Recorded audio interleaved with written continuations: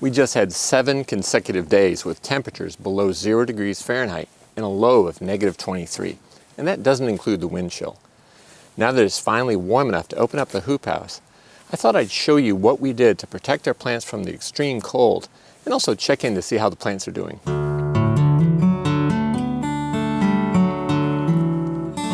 Snow is an excellent insulator, so the first thing I did to protect our plants was to not remove the snow from the north side of the hoop house or from the ground around the base of the entire hoop house.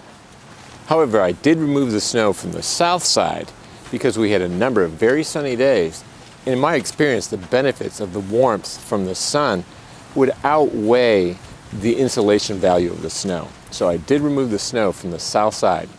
The second thing I did was to cover our door on the outside and inside with 6mm greenhouse film. The seal around the door is where there's probably the greatest risk of losing heat and for cold air to get in. So we covered it on both sides. And I also buried the bottom of the plastic in snow for a little extra insulation. Now let's get this plastic off and then we'll head inside the hoop house.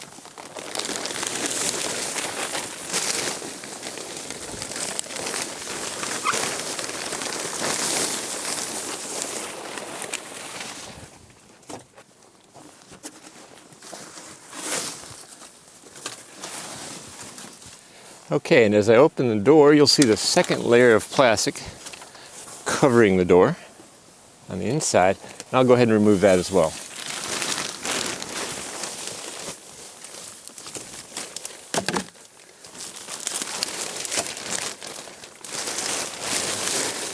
Well, I'm inside the hoop house now, and you can see we've got everything covered in a lot of plastic. In my last video, I talked about the fact that I was thinking about bringing a space heater out here. But I decided there really wasn't a good way to run electricity out here without compromising the seal around the door.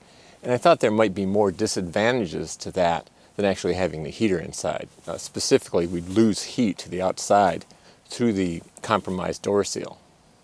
I also didn't have the time to investigate and purchase other heating options. So I went with an approach I've been using for years. We've never used supplemental heat out here. And instead, I just added more cover. We know that adding cover to crops works for us, so I added more. So we have our usual 2 layers of cover, one provided by the hoop house, one provided by the low tunnels and cold frames inside. Then we have Agribond row cover directly over the plants.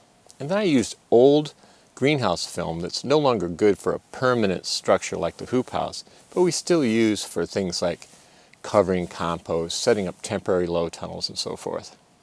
And this plastic works very well for those purposes. We don't throw away the plastic, and eventually we're fortunate that our city recycles it, so we're going to just keep this plastic until it starts falling apart and putting it to good use like we did here. So I have at least 2 more layers of plastic on all of our structures, bringing the total to around 5 layers of cover. So let's take everything off before it gets too hot in here for our plants, and we'll see how the plants did.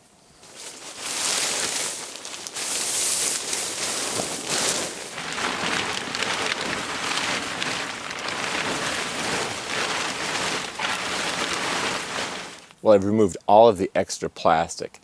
But before removing the Agribond row cover and looking at the plants, I want to let them warm up just a little bit more. In the meantime, let's talk about the temperatures we saw outside versus here in the hoop house. Like I said earlier, we had 7 straight days with temperatures below 0 degrees Fahrenheit and a low of -23. And just to let you know, when I talk about temperatures, I'm never including wind chill. So it was much colder than that with the wind chill. But here in the hoop house, it was quite a bit warmer. For example, on the day that it hit -23, it hit 60 degrees in the cold frame right here. And the low that night was 12. In fact, 12 degrees was the coldest it got out here. Now that may seem pretty cold, but we've had colder temperatures than that in the hoop house in the past when we didn't have all this extra cover on, and plants survived. So I'm hopeful with that as our low that our plants are doing okay. Well, I've given our plants a chance to warm up. Now let's remove the Agribond row cover and see how they're doing.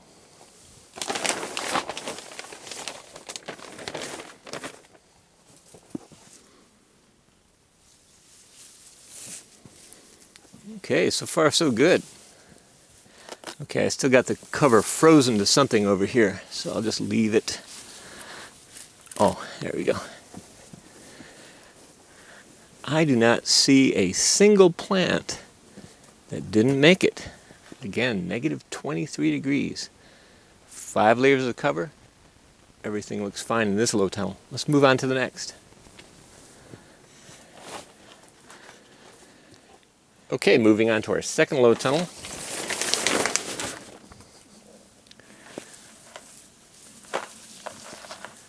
Once again, everything looks perfectly fine.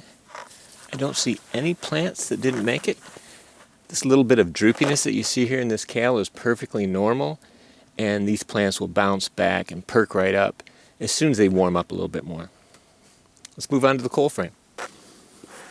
Okay, once again in the cold frame, as with the low tunnels, all of our plants look perfectly fine. We see some droopiness, but again, they'll perk right back up as soon as it warms up. I find that the cold frame, even though it gets warmer during the day, it's slower to warm up than the low tunnels. So give these a little more time, they'll bounce right back. So I did a close inspection of all of our plants, and I didn't find a single one that was lost to the cold. And again, I didn't use any supplemental heat, and we had a record low of negative 23 degrees yesterday. All I did to protect our plants, in addition to the 2 layers of cover they always have, was I didn't remove the snow from the north side of the hoop house or from the ground on the perimeter. I covered the door on the outside and inside, and I put a couple extra layers of plastic over the low tunnels and cold frame, and that was enough to keep all of these plants alive despite the record cold. One of the things this tells me, and it's something I learned a long time ago, is these plants are a lot more cold hardy than most people think. And again, I'm growing things like lettuce, claytonia, spinach, kale, tatsoi, mizuna. What often kills these plants when they're not protected isn't just the cold. It can be freezing rain, wind chill, which makes it even colder. But the cold alone doesn't necessarily kill them. And the fact that these plants easily survived the low of 12 here in the hoop house shows you that they can tolerate some pretty cold temperatures. Of course, we were fortunate that it was sunny through this whole cold period, and that makes a huge difference. If it was completely overcast and that cold for that long, we probably would have lost some plants. And recently I've had a number of people comment in my videos that they've been reluctant to invest in a hoop house or greenhouse because they didn't believe they'd provide enough protection from the cold to allow them to harvest crops in the winter. And I hope this video shows you what can be done without even using supplemental heat, which can be very expensive.